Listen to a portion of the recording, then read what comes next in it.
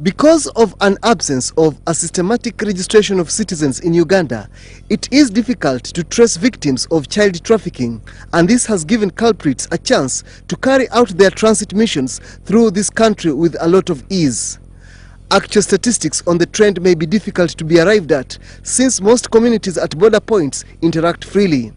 But at least 12,000 children have been recovered at border points within the last 3 years. According to Akidi Court, the technical advisor to the International Program on the Elimination of Child Labor, children from Southern Sudan, Kenya, Tanzania and other countries are trafficked across regions through Uganda. She calls upon government to create more awareness at community level to curb this crime. Also children ending up in armed conflicts, children ending up in mines, all very exploitative issues. Now child trafficking takes place across borders, but it also takes place within the country. While addressing stakeholders who included officers from several government institutions, including immigration, labor, welfare and security, the central region in Uganda was mentioned to be the worst hit, followed by the north and eastern regions. On district and national work plans, but very, very basically, just to get them into it, just to get them think from their district point of view, what can they do.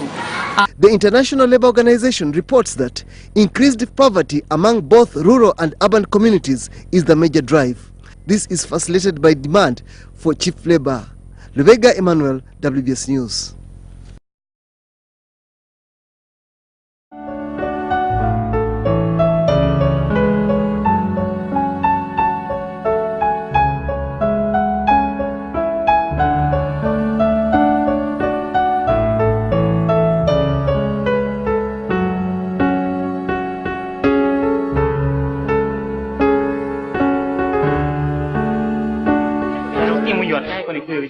The 30 girls from a Boke school joined the thousands of children who've been abducted by the LRA in the last 10 years. Most are taken for so-called training at camps in the Sudan. These are some of the lucky ones who've managed to escape. The Ugandan army sends them to a reception center in the town of Gulu, run by World Vision and largely financed by UNICEF. It feels like a job not fully completed. And it's a personal disappointment that we haven't seen a large number of children return. Okay, and what time is that? UNICEF representative Kathleen Cravero is leaving Uganda.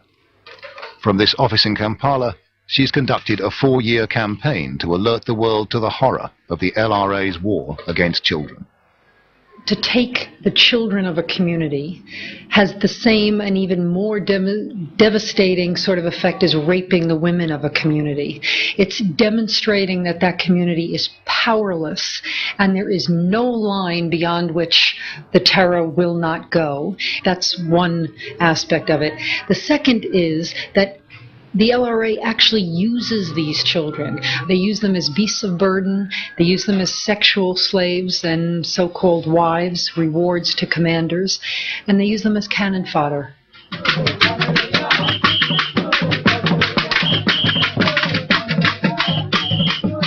On the other side of Gulu from the World Vision compound is a second run by Gusco, a local NGO, and another 200 children who've escaped from the LRA. Gusco encourages the kids to dance. It's a form of therapy. They need reminding that there are other things in life than pain and hunger and brutal killing. Many of these young people have spent years with the LRA. Even the youngest of them, like 10-year-old Francis, will tell you stories to chill your blood.